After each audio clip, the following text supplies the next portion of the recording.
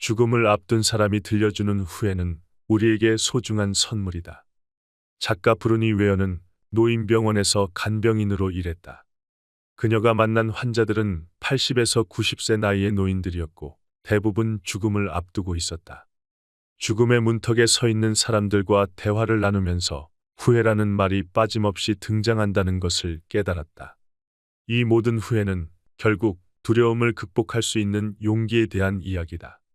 삶에서 스스로가 원하는 방향으로 살았어야 했는데 각자의 두려움들 때문에 용기 내지 못했다.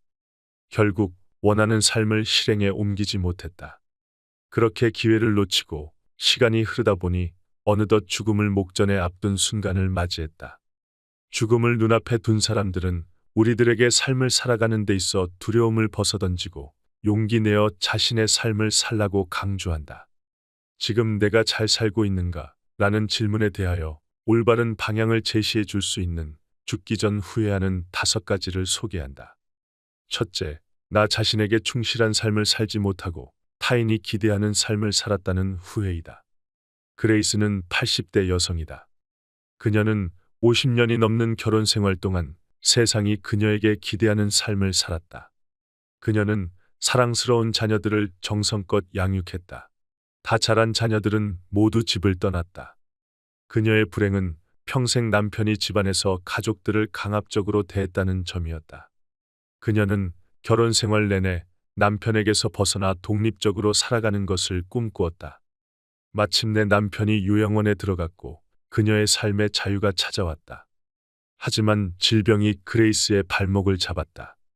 그녀의 병은 이미 말기에 이르렀다는 충격적인 소식을 접했다. 더 가슴 아픈 것은 그녀가 병에 걸린 가장 큰 원인이 남편이라는 사실이었다. 남편은 평생 집안에서 줄담배를 피웠는데 이런 습관은 그레이스에게도 악영향을 주었다. 그녀는 자유를 얻었지만 결국 침대에 누워 있어야만 하는 신세가 되었다. 왜 내가 원하는 대로 살지 못했을까? 왜 남편이 날 지배하게 내버려 두었을까? 왜 난 그런 상황을 거부할 만큼 강하지 못했을까? 그녀는 후회했다. 그녀는 우리에게 내가 원하는 것을 이루는 것을 방해하게 두지 말라고 조언한다. 제발, 그래서는 안 된다고 말했다. 시간은 우리를 기다리지 않는다. 언제 우리도 차가운 병실에 눕혀질지 아무도 모르는 일이다. 그녀는 원래 다른 사람들이 기대하는 대로 살고 체면을 매우 중요시하는 사람이었다. 하지만 그레이스는 죽음의 문턱에 도착해서야 남의 시선을 신경 쓰는 게 얼마나 부질없는 것인지 깨닫게 되었다. 그레이스는 결혼이라는 제도에 반대하는 것은 아니었다. 부부가 서로 사랑하고 배울 수 있다면 결혼은 성장할 수 있는 좋은 기회이자 아름다운 결합이라고 생각했다. 그녀가 반대하는 것은 그녀 세대가 믿었던 결혼에 대한 신조였다. 무슨 일이 있어도 결혼 생활을 지켜야 한다는 믿음이었다. 남편의 행동이 어떻든 자식들을 생각하면 무조건 결혼 생활을 유지해야 한다는 생각들이었다. 오로지 남들 보기에 반듯해 보이는 결혼 생활을 유지해야만 자식들에게 피해가 안 간다고 생각했다. 그래서 가족들을 위해 자신을 희생했다. 하지만 죽음의 문턱에 도착해서야 나에게 솔직한 인생을 살지 못했던 것에 대하여 후회만 남았다. 그레이스는 아주 대단한 삶을 살았어야 했는데 그러지 못했다는 것을 아쉬워한 것이 아니었다. 그저 그 누구도 아닌 나를 위해 살지 못했던 것들을 후회했다. 원하는 것을 그저 하면 되는데 왜 그렇게 살지 못하는 걸까? 작가 브루니 웨어는 하고 싶은 일이 있지만 하지 못하는 이유는 두려움 때문이라고 말한다. 두려움이란 내가 하는 행동이 주변 사람들의 기대에 어긋나서 그들로부터 비난이나 멸시 또는 비웃음을 당할까봐 느끼는 것들이다. 그렇게 다른 사람들로부터 버림받을까봐 나 자신이 아닌 다른 사람의 인생을 살게 되는 것이다. 다른 사람이 어떻게 생각할지 신경 쓰지 않고 그저 살아가면 되는 용기가 필요했지만 쉽지 않았던 것이다. 사람이란 원래 환경에 따라서 휘고 구부러지기 쉬운 존재이다. 마음이 이끄는 대로 살 수 있는 존재이기도 하지만 다른 사람들의 거친 기대에 짓눌려서 이리저리 휘둘리면서 살기도 한다. 어쩌면 내가 원하는 삶을 사는 것보다 다른 사람의 기대에 맞추어 살아가는 것이 평탄한 삶으로 보일 수 있다. 누군가에게 휘둘리지 않는 나만의 삶을 살기 위해서 필요한 것은 늘 깨어있는 정신, 그리고 용기이다. 내가 주변 사람들에게 어떤 영향을 얼마나 받고 있는지 정확하게 인지하는 것이 우선적으로 필요하고, 내가 무엇을 원하고 있는지 솔직하게 들여다보고 나 자신에게 말해야 한다. 그리고 그 생각들을 실천에 옮기는 용기가 필요하다. 무슨 일이든지 처음은 어렵다. 그리고 어려워지는 순간 죽음의 문턱에 서 있는 나의 모습을 떠올려 본다면 어쩌면 두려워하고 있는 남들의 시선들은 별거 아닌 것들이 될지도 모른다. 그러니 나만의 인생을 창조해 나가면서 살자. 그렇게 내가 아닌 다른 사람으로 살지 않기를 바란다. 둘째, 그렇게 열심히 일할 필요가 없었다. 존은 90세라는 고령의 나이임에도 놀랄 만큼 컴퓨터를 잘 다루었다. 그는 배우자와 슬하에 5명의 자녀가 있었다.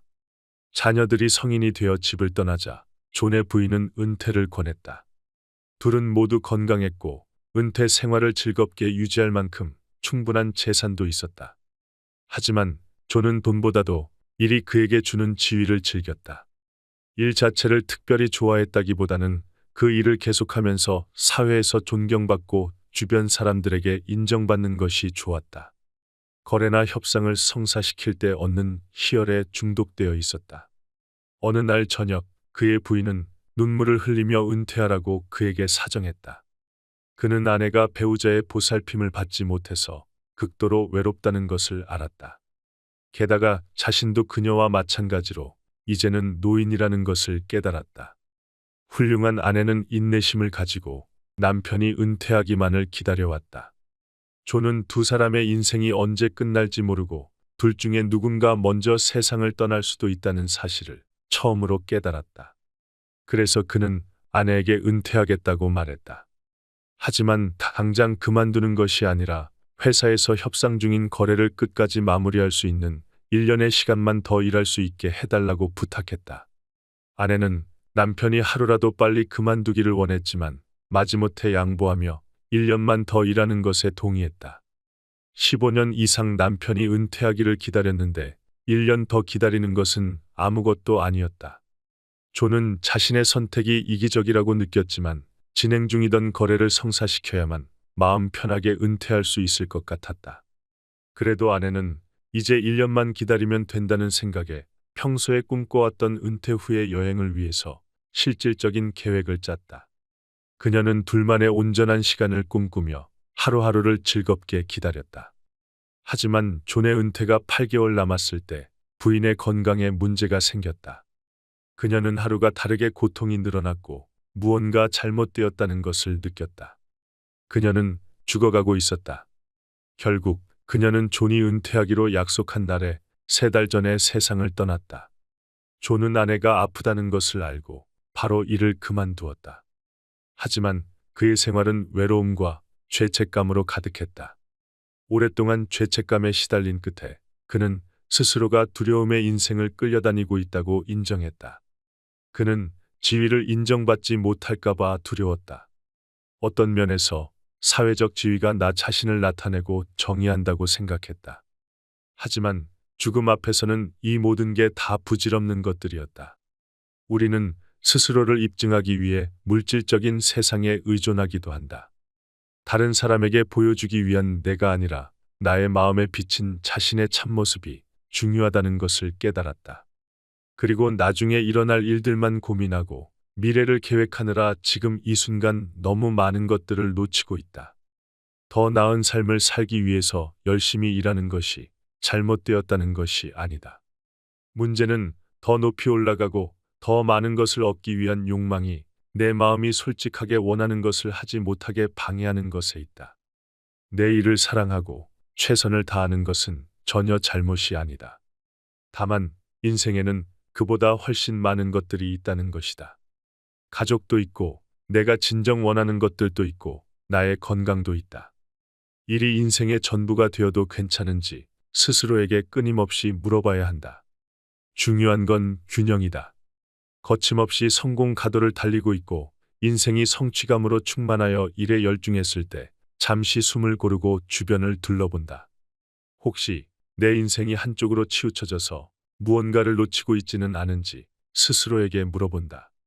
지금 이 순간 내 삶을 좀 먹으면서까지 중요하다고 생각하는 일이 있다면 내가 균형을 잘 잡고 있는지 다시 한번 확인해 보자. 나 자신보다 소중한 것은 없다. 죽음 앞에서 서서 그 일이 진짜 중요한 것인지 꼭 한번 확인해 보자. 삶에서 많은 것들을 놓치고 죽기 직전 후회한다고 해도 회한과 슬픔만 남을 뿐이다. 셋째, 내 감정을 주변 사람들에게 충실하게 표현해야 했다. 요제프는 죽음을 앞둔 94세 노인이다. 그는 시한부 선고를 받았고 이제 살아갈 날이 몇 주밖에 남지 않았다. 그의 아들 중 한 명은 근처 교회에 살았고 요제프를 자주 방문했다. 다른 아들들은 멀리 살았고 딸은 외국에 나가 있었다. 요제프는 일하는 것을 정말 좋아했다. 가족을 부양하기 위해서 열심히 일했다. 하지만 그는 일만 하느라 가족들과 함께 시간을 보내지 못한 것을 후회했다. 가장 후회스러운 것은 가족들에게 나에 대해 알 수 있는 기회를 준 적이 없다는 사실이었다. 그는 자신의 감정을 가족들에게 보여주기가 두려웠다. 그래서 가족들과 소통하는 대신에 일만 했다. 가족들과는 늘 거리를 두었다. 가족들과 좀 더 가깝게 지냈어야 했지만 요제프는 말하지 않아도 가족들이 내가 어떤 사람인지 알아줬으면 했다. 요제프는 최근 몇 년 전까지도 스스로가 어떤 사람인지에 대해서 잘 몰랐다. 당연하게도 가족들은 그가 어떤 사람인지 알 수 없었다. 한번 가족들과 생긴 거리감을 깨는 것은 점점 더 어려워졌다. 원래 다른 사람들과 관계를 맺을 때 이미 굳어진 틀을 깨고 나오는 건 어려운 일이다. 요제프가 느낀 후회는 자녀들과 따뜻한 애정을 나누며 추억을 쌓지 못했다는 점이었다. 요제프는 가족들에게 마음을 열고 솔직해지는 것을 두려워했다. 그의 내면에는 솔직함에서 비롯되는 고통을 피하기 위한 마음이 숨겨져 있다. 하지만 솔직해지지 못해서 나와 가까운 사람들이 내가 어떤 사람인지 알지 못하게 되는 것도 고통스러운 일이다. 요제프가 그랬던 것처럼 말이다. 우리 모두 언젠가는 죽는다. 죽지 않는 것을 선택할 수 없다. 하지만 살아있는 동안 어떻게 살아갈지는 선택할 수 있다. 수많은 선택지 중에 하나로 나의 감정을 가까운 사람들에게 전달해보자. 내가 사랑하는 배우자나 자녀 또는 부모님께 솔직한 마음을 전달해보는 것이다. 더 늦기 전에 말이다. 넷째, 친한 친구들과 계속 연락하고 지냈어야 했다. 전 세계 요양원에는 아름다운 영혼을 지녔으나 너무나 외로운 마음을 갖고 있는 노인들이 수천 명에 이른다. 그곳에서 젊은 시절 인연들과 이별하고 홀로 지내는 것이다. 우리도 언제 홀로 지내게 될지는 아무도 모른다. 혼자 있다고 해서 반드시 외로운 것은 아니다. 혼자 있으면서 새로운 환경에서 살아보는 것이 어쩌면 행복할 수도 있다. 하지만 혼자 사는 삶을 선택하고 싶지 않았던 누군가는 외로울 수 있다. 외로움에 필요한 것은 나를 진정으로 이해해주는 친구 또는 가족이다. 외로움이란 주위에 나를 아는 사람이 없어서 비롯되는 것은 아니다. 나를 진정으로 이해하고 받아들여주는 사람이 없을 때 생긴다. 주변의 사람들이 아무리 많아도 얼마든지 외로워질 수 있다. 오히려 주변에 사람들이 많지만 그 많은 사람들 중에 나를 알아주는 사람이 한 명도 없다는 것에 외로움은 더욱 심해진다. 외로움이라는 감정은 누군가를 죽일 수도 있다. 외로움이란 가슴속에 사람을 죽음에 이르게 할 만큼 고통스러운 공허감을 남긴다. 그 고통은 참기 힘든 것이고 오래될수록 절망감은 커진다. 이때 외로움에 있는 사람들에게 누군가 작은 친절을 베풀어 이야기를 들어준다면 그 사람의 삶에 긍정적인 영향을 미칠 수 있다. 어쩌면 삶에서 만난 단 한 명의 친구가 그 역할을 해줄 수도 있다. 그래서 어떤 노인의 단 하나의 죽기 전 후회가 친한 친구들과 마지막으로 연락하지 못한 것이 되기도 한다. 물론 타인에게 의지하지 않고 혼자서도 꿋꿋하게 삶을 살아낼 수 있는 각자만의 방법은 반드시 찾아야 한다. 하지만 그 과정 중에 외로움에 사로잡혀서 사람이 사무치게 그리워지는 순간이 올 수도 있다. 그때 나를 온전히 이해해주는 누군가가 단 한 명이라도 있다면 큰 도움을 받을 수 있다. 다섯째, 나에게 더 많은 행복을 허락했어야 했다. 좋아하는 여행도 자주 다니고 내가 좋아하는 것으로 채워진 시간을 많이 보냈어야 했었다. 인생은 행복하게 살아야 한다. 진정한 내가 되어 삶을 살아가는 것도, 솔직한 감정을 표현하는 것도, 삶에서 균형을 찾고 인생에서 어떤 것이 중요한지 깨닫는 것도 결국에는 더 행복한 인생을 향한 수단들이 된다. 하지만 내가 행복해지기 위한 시도를 많이 해보지 못한 것에 대해 후회한다. 행복이란 내가 어디에 초점을 두는가에 달려 있다. 삶에서 긍정적인 면을 보려고 노력하고 아주 사소한 것이라도 내가 갖고 있는 것들을 살펴본다. 가족이 있다면 그 자체만으로 감사하다. 내가 아침에 눈을 뜨는 것만도 감사할 일이다. 간밤에 죽지 않고 살았기 때문이다. 눈과 비를 피할 수 있는 집이 있다는 것에 감사하다. 여전히 건강하다면 그것만으로 감사하다. 생각해보면 감사할 일이 많다. 그리고 감사함이라는 것은 나에게 주어진 상황을 내가 어떻게 바라보는가에 달려 있다. 그래서 행복이라는 것은 스스로 선택하는 것이 된다. 매일 행복해지려고 노력하면 더 많은 행복을 얻을 수 있다. 행복해지는 법을 잘 모르겠으면 행복해졌을 때의 행동을 그대로 하면 된다. 예를 들어 지금 당장 거울을 보고 웃어본다. 혼자만의 공간에서 좋아하는 노래를 틀어놓고 신나게 춤을 춰본다. 아무리 우울해도 30분 동안 부정적인 말을 하지 말고 얼굴을 찡그리지 말고 불평을 하지 말아본다. 집에 식물이 있다면 집중해서 관찰해본다. 이런 경험들이 쌓이면 나에게 긍정 회로가 돌아가기 시작한다. 인간의 뇌는 어떠한 경험을 학습하는가에 따라서 다르게 작동한다. 내가 긍정적인 경험을 쌓으면 긍정적인 감정들이 생기기 시작한다. 내가 무엇을 하면 행복해지는지 알아차리는 것도 중요하다. 지금 생각나는 것이 없다면 행복해지기 위한 리스트를 작성하고 계속해서 늘려본다. 더 많은 순간이 행복으로 물들 것이다. 내가 행복해질 자격이 없다는 생각이 든다면 그런 생각을 향해 행복해질 자격이 없는 사람이란 세상에 존재하지 않는다고 고개를 크게 저어본다. 나에게 행복을 허락하자. 나는 충분히 행복을 누릴 자격이 있다. 스스로에게 좀 더 너그러워지고 언제나 행복의 길을 선택한다. 그리고 내가 언제든 행복해질 수 있다고 강하게 믿어보자. 누구나 언제든 행복해질 수 있다. 오늘도 나에게 끊임없이 행복을 선물한다. 내가 느끼기에 지금 당당하면 행복해지는 것들을 떠올린다. 그리고 행동에 옮긴다. 더 많은 순간 기분이 좋아짐을 느낀다. 더 행복해진다는 것을 느껴본다. 이왕 사는 거 더 행복하게 살아보자. 마지막으로 죽기 전 후회하는 5가지를 요약하고 마무리한다. 첫째, 나 자신에게 충실한 삶을 살지 못하고 타인이 기대하는 삶을 살았다는 후회이다. 둘째, 그렇게 열심히 일할 필요가 없었다. 인생에는 일보다 더 중요한 것들이 있다. 균형 있는 삶을 살아보자. 셋째, 내 감정을 주변 사람들에게 충실하게 표현해야 했다. 넷째, 친한 친구들과 계속 연락하고 지냈어야 했다. 다섯째, 나에게 더 많은 행복을 허락했어야 했다. 후회는 결국 두려움과 용기로 요약된다. 내가 원하는 대로 살지 못하게 만든 것은 내면의 두려움이었고, 후회하지 않기 위해서 필요한 것은 깨어있는 정신과 두려움을 이겨내는 용기다. 죽음을 앞둔 사람이 들려주는 후회는 우리에게 소중한 선물이다. 작가 브루니 웨어는 노인병원에서 간병인으로 일했다. 그녀가 만난 환자들은 80에서 90세 나이의 노인들이었고 대부분 죽음을 앞두고 있었다. 죽음의 문턱에 서 있는 사람들과 대화를 나누면서 후회라는 말이 빠짐없이 등장한다는 것을 깨달았다. 이 모든 후회는 결국 두려움을 극복할 수 있는 용기에 대한 이야기다. 삶에서 스스로가 원하는 방향으로 살았어야 했는데 각자의 두려움들 때문에 용기 내지 못했다. 결국 원하는 삶을 실행에 옮기지 못했다.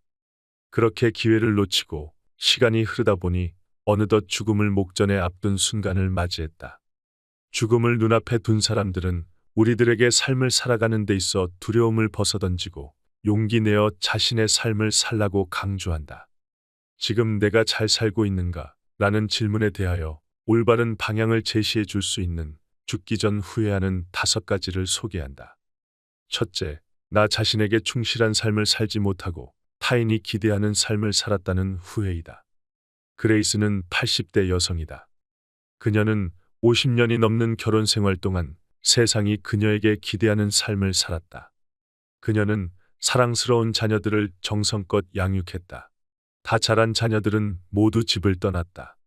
그녀의 불행은 평생 남편이 집안에서 가족들을 강압적으로 대했다는 점이었다.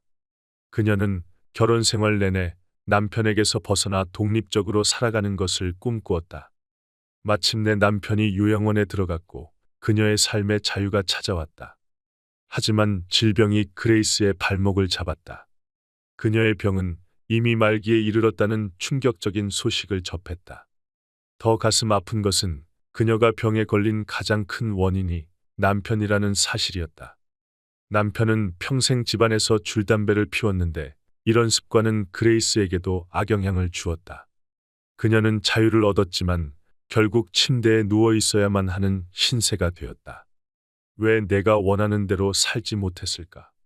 왜 남편이 날 지배하게 내버려 두었을까? 왜 난 그런 상황을 거부할 만큼 강하지 못했을까? 그녀는 후회했다. 그녀는 우리에게 내가 원하는 것을 이루는 것을 방해하게 두지 말라고 조언한다. 제발, 그래서는 안 된다고 말했다. 시간은 우리를 기다리지 않는다. 언제 우리도 차가운 병실에 눕혀질지 아무도 모르는 일이다. 그녀는 원래 다른 사람들이 기대하는 대로 살고 체면을 매우 중요시하는 사람이었다. 하지만 그레이스는 죽음의 문턱에 도착해서야 남의 시선을 신경 쓰는 게 얼마나 부질없는 것인지 깨닫게 되었다. 그레이스는 결혼이라는 제도에 반대하는 것은 아니었다. 부부가 서로 사랑하고 배울 수 있다면 결혼은 성장할 수 있는 좋은 기회이자 아름다운 결합이라고 생각했다. 그녀가 반대하는 것은 그녀 세대가 믿었던 결혼에 대한 신조였다. 무슨 일이 있어도 결혼 생활을 지켜야 한다는 믿음이었다. 남편의 행동이 어떻든 자식들을 생각하면 무조건 결혼 생활을 유지해야 한다는 생각들이었다. 오로지 남들 보기에 반듯해 보이는 결혼 생활을 유지해야만 자식들에게 피해가 안 간다고 생각했다. 그래서 가족들을 위해 자신을 희생했다. 하지만 죽음의 문턱에 도착해서야 나에게 솔직한 인생을 살지 못했던 것에 대하여 후회만 남았다. 그레이스는 아주 대단한 삶을 살았어야 했는데 그러지 못했다는 것을 아쉬워한 것이 아니었다. 그저 그 누구도 아닌 나를 위해 살지 못했던 것들을 후회했다. 원하는 것을 그저 하면 되는데 왜 그렇게 살지 못하는 걸까? 작가 브루니 웨어는 하고 싶은 일이 있지만 하지 못하는 이유는 두려움 때문이라고 말한다. 두려움이란 내가 하는 행동이 주변 사람들의 기대에 어긋나서 그들로부터 비난이나 멸시 또는 비웃음을 당할까 봐 느끼는 것들이다. 그렇게 다른 사람들로부터 버림받을까 봐 나 자신이 아닌 다른 사람의 인생을 살게 되는 것이다. 다른 사람이 어떻게 생각할지 신경 쓰지 않고 그저 살아가면 되는 용기가 필요했지만 쉽지 않았던 것이다. 사람이란 원래 환경에 따라서 휘고 구부러지기 쉬운 존재이다. 마음이 이끄는 대로 살 수 있는 존재이기도 하지만 다른 사람들의 거친 기대에 짓눌려서 이리저리 휘둘리면서 살기도 한다. 어쩌면 내가 원하는 삶을 사는 것보다 다른 사람의 기대에 맞추어 살아가는 것이 평탄한 삶으로 보일 수 있다. 누군가에게 휘둘리지 않는 나만의 삶을 살기 위해서 필요한 것은 늘 깨어있는 정신, 그리고 용기이다. 내가 주변 사람들에게 어떤 영향을 얼마나 받고 있는지 정확하게 인지하는 것이 우선적으로 필요하고 내가 무엇을 원하고 있는지 솔직하게 들여다보고 나 자신에게 말해야 한다. 그리고 그 생각들을 실천에 옮기는 용기가 필요하다. 무슨 일이든지 처음은 어렵다. 그리고 어려워지는 순간 죽음의 문턱에 서 있는 나의 모습을 떠올려 본다면 어쩌면 두려워하고 있는 남들의 시선들은 별거 아닌 것들이 될지도 모른다. 그러니 나만의 인생을 창조해 나가면서 살자. 그렇게 내가 아닌 다른 사람으로 살지 않기를 바란다. 둘째, 그렇게 열심히 일할 필요가 없었다. 존은 90세라는 고령의 나이임에도 놀랄 만큼 컴퓨터를 잘 다루었다. 그는 배우자와 슬하에 5명의 자녀가 있었다. 자녀들이 성인이 되어 집을 떠나자 존의 부인은 은퇴를 권했다. 둘은 모두 건강했고 은퇴 생활을 즐겁게 유지할 만큼 충분한 재산도 있었다. 하지만 존은 돈보다도 일이 그에게 주는 지위를 즐겼다. 일 자체를 특별히 좋아했다기보다는 그 일을 계속하면서 사회에서 존경받고 주변 사람들에게 인정받는 것이 좋았다. 거래나 협상을 성사시킬 때 얻는 희열에 중독되어 있었다. 어느 날 저녁 그의 부인은 눈물을 흘리며 은퇴하라고 그에게 사정했다. 그는 아내가 배우자의 보살핌을 받지 못해서 극도로 외롭다는 것을 알았다. 게다가 자신도 그녀와 마찬가지로 이제는 노인이라는 것을 깨달았다. 훌륭한 아내는 인내심을 가지고 남편이 은퇴하기만을 기다려왔다. 존은 두 사람의 인생이 언제 끝날지 모르고 둘 중에 누군가 먼저 세상을 떠날 수도 있다는 사실을 처음으로 깨달았다. 그래서 그는 아내에게 은퇴하겠다고 말했다. 하지만 당장 그만두는 것이 아니라 회사에서 협상 중인 거래를 끝까지 마무리할 수 있는 1년의 시간만 더 일할 수 있게 해달라고 부탁했다. 아내는 남편이 하루라도 빨리 그만두기를 원했지만 마지못해 양보하며 1년만 더 일하는 것에 동의했다. 15년 이상 남편이 은퇴하기를 기다렸는데 1년 더 기다리는 것은 아무것도 아니었다. 존은 자신의 선택이 이기적이라고 느꼈지만 진행 중이던 거래를 성사시켜야만 마음 편하게 은퇴할 수 있을 것 같았다. 그래도 아내는 이제 1년만 기다리면 된다는 생각에 평소에 꿈꿔왔던 은퇴 후의 여행을 위해서 실질적인 계획을 짰다. 그녀는 둘만의 온전한 시간을 꿈꾸며 하루하루를 즐겁게 기다렸다. 하지만 존의 은퇴가 8개월 남았을 때 부인의 건강에 문제가 생겼다. 그녀는 하루가 다르게 고통이 늘어났고 무언가 잘못되었다는 것을 느꼈다. 그녀는 죽어가고 있었다. 결국 그녀는 존이 은퇴하기로 약속한 날에 3달 전에 세상을 떠났다. 존은 아내가 아프다는 것을 알고 바로 일을 그만두었다.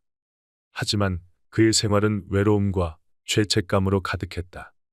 오랫동안 죄책감에 시달린 끝에 그는 스스로가 두려움의 인생을 끌려다니고 있다고 인정했다. 그는 지위를 인정받지 못할까봐 두려웠다. 어떤 면에서 사회적 지위가 나 자신을 나타내고 정의한다고 생각했다. 하지만 죽음 앞에서는 이 모든 게 다 부질없는 것들이었다. 우리는 스스로를 입증하기 위해 물질적인 세상에 의존하기도 한다.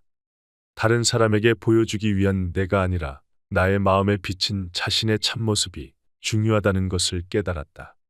그리고 나중에 일어날 일들만 고민하고 미래를 계획하느라 지금 이 순간 너무 많은 것들을 놓치고 있다. 더 나은 삶을 살기 위해서 열심히 일하는 것이 잘못되었다는 것이 아니다. 문제는 더 높이 올라가고 더 많은 것을 얻기 위한 욕망이 내 마음이 솔직하게 원하는 것을 하지 못하게 방해하는 것에 있다. 내 일을 사랑하고 최선을 다하는 것은 전혀 잘못이 아니다. 다만 인생에는 그보다 훨씬 많은 것들이 있다는 것이다. 가족도 있고 내가 진정 원하는 것들도 있고 나의 건강도 있다. 일이 인생의 전부가 되어도 괜찮은지 스스로에게 끊임없이 물어봐야 한다. 중요한 건 균형이다. 거침없이 성공 가도를 달리고 있고 인생이 성취감으로 충만하여 일에 열중했을 때 잠시 숨을 고르고 주변을 둘러본다. 혹시 내 인생이 한쪽으로 치우쳐져서 무언가를 놓치고 있지는 않은지 스스로에게 물어본다. 지금 이 순간 내 삶을 좀 먹으면서까지 중요하다고 생각하는 일이 있다면 내가 균형을 잘 잡고 있는지 다시 한번 확인해 보자. 나 자신보다 소중한 것은 없다. 죽음 앞에서 서서 그 일이 진짜 중요한 것인지 꼭 한번 확인해 보자. 삶에서 많은 것들을 놓치고 죽기 직전 후회한다고 해도 회한과 슬픔만 남을 뿐이다. 셋째, 내 감정을 주변 사람들에게 충실하게 표현해야 했다. 요제프는 죽음을 앞둔 94세 노인이다. 그는 시한부 선고를 받았고 이제 살아갈 날이 몇 주밖에 남지 않았다. 그의 아들 중 한 명은 근처 교회에 살았고 요제프를 자주 방문했다. 다른 아들들은 멀리 살았고 딸은 외국에 나가 있었다. 요제프는 일하는 것을 정말 좋아했다. 가족을 부양하기 위해서 열심히 일했다. 하지만 그는 일만 하느라 가족들과 함께 시간을 보내지 못한 것을 후회했다. 가장 후회스러운 것은 가족들에게 나에 대해 알 수 있는 기회를 준 적이 없다는 사실이었다. 그는 자신의 감정을 가족들에게 보여주기가 두려웠다. 그래서 가족들과 소통하는 대신에 일만 했다. 가족들과는 늘 거리를 두었다. 가족들과 좀 더 가깝게 지냈어야 했지만 요제프는 말하지 않아도 가족들이 내가 어떤 사람인지 알아줬으면 했다. 요제프는 최근 몇 년 전까지도 스스로가 어떤 사람인지에 대해서 잘 몰랐다. 당연하게도 가족들은 그가 어떤 사람인지 알 수 없었다. 한 번 가족들과 생긴 거리감을 깨는 것은 점점 더 어려워졌다. 원래 다른 사람들과 관계를 맺을 때 이미 굳어진 틀을 깨고 나오는 건 어려운 일이다. 요제프가 느낀 후회는 자녀들과 따뜻한 애정을 나누며 추억을 쌓지 못했다는 점이었다. 요제프는 가족들에게 마음을 열고 솔직해지는 것을 두려워했다. 그의 내면에는 솔직함에서 비롯되는 고통을 피하기 위한 마음이 숨겨져 있다. 하지만 솔직해지지 못해서 나와 가까운 사람들이 내가 어떤 사람인지 알지 못하게 되는 것도 고통스러운 일이다. 요제프가 그랬던 것처럼 말이다. 우리 모두 언젠가는 죽는다. 죽지 않는 것을 선택할 수 없다. 하지만 살아있는 동안 어떻게 살아갈지는 선택할 수 있다. 수많은 선택지 중에 하나로 나의 감정을 가까운 사람들에게 전달해보자. 내가 사랑하는 배우자나 자녀 또는 부모님께 솔직한 마음을 전달해보는 것이다. 더 늦기 전에 말이다. 넷째, 친한 친구들과 계속 연락하고 지냈어야 했다. 전 세계 요양원에는 아름다운 영혼을 지녔으나 너무나 외로운 마음을 갖고 있는 노인들이 수천 명에 이른다. 그곳에서 젊은 시절 인연들과 이별하고 홀로 지내는 것이다. 우리도 언제 홀로 지내게 될지는 아무도 모른다. 혼자 있다고 해서 반드시 외로운 것은 아니다. 혼자 있으면서 새로운 환경에서 살아보는 것이 어쩌면 행복할 수도 있다. 하지만 혼자 사는 삶을 선택하고 싶지 않았던 누군가는 외로울 수 있다. 외로움에 필요한 것은 나를 진정으로 이해해주는 친구 또는 가족이다. 외로움이란 주위에 나를 아는 사람이 없어서 비롯되는 것은 아니다. 나를 진정으로 이해하고 받아들여주는 사람이 없을 때 생긴다. 주변의 사람들이 아무리 많아도 얼마든지 외로워질 수 있다. 오히려 주변에 사람들이 많지만 그 많은 사람들 중에 나를 알아주는 사람이 한 명도 없다는 것에 외로움은 더욱 심해진다. 외로움이라는 감정은 누군가를 죽일 수도 있다. 외로움이란 가슴속에 사람을 죽음에 이르게 할 만큼 고통스러운 공허감을 남긴다. 그 고통은 참기 힘든 것이고 오래될수록 절망감은 커진다. 이때 외로움에 있는 사람들에게 누군가 작은 친절을 베풀어 이야기를 들어준다면 그 사람의 삶에 긍정적인 영향을 미칠 수 있다. 어쩌면 삶에서 만난 단 한 명의 친구가 그 역할을 해줄 수도 있다. 그래서 어떤 노인의 단 하나의 죽기 전 후회가 친한 친구들과 마지막으로 연락하지 못한 것이 되기도 한다. 물론 타인에게 의지하지 않고 혼자서도 꿋꿋하게 삶을 살아낼 수 있는 각자만의 방법은 반드시 찾아야 한다. 하지만 그 과정 중에 외로움에 사로잡혀서 사람이 사무치게 그리워지는 순간이 올 수도 있다. 그때 나를 온전히 이해해주는 누군가가 단 한 명이라도 있다면 큰 도움을 받을 수 있다. 다섯째, 나에게 더 많은 행복을 허락했어야 했다. 좋아하는 여행도 자주 다니고 내가 좋아하는 것으로 채워진 시간을 많이 보냈어야 했었다. 인생은 행복하게 살아야 한다. 진정한 내가 되어 삶을 살아가는 것도, 솔직한 감정을 표현하는 것도, 삶에서 균형을 찾고 인생에서 어떤 것이 중요한지 깨닫는 것도 결국에는 더 행복한 인생을 향한 수단들이 된다. 하지만 내가 행복해지기 위한 시도를 많이 해보지 못한 것에 대해 후회한다. 행복이란 내가 어디에 초점을 두는가에 달려있다. 삶에서 긍정적인 면을 보려고 노력하고 아주 사소한 것이라도 내가 갖고 있는 것들을 살펴본다. 가족이 있다면 그 자체만으로 감사하다. 내가 아침에 눈을 뜨는 것만도 감사할 일이다. 간밤에 죽지 않고 살았기 때문이다. 눈과 비를 피할 수 있는 집이 있다는 것에 감사하다. 여전히 건강하다면 그것만으로 감사하다. 생각해보면 감사할 일이 많다. 그리고 감사함이라는 것은 나에게 주어진 상황을 내가 어떻게 바라보는가에 달려 있다. 그래서 행복이라는 것은 스스로 선택하는 것이 된다. 매일 행복해지려고 노력하면 더 많은 행복을 얻을 수 있다. 행복해지는 법을 잘 모르겠으면 행복해졌을 때의 행동을 그대로 하면 된다. 예를 들어 지금 당장 거울을 보고 웃어본다.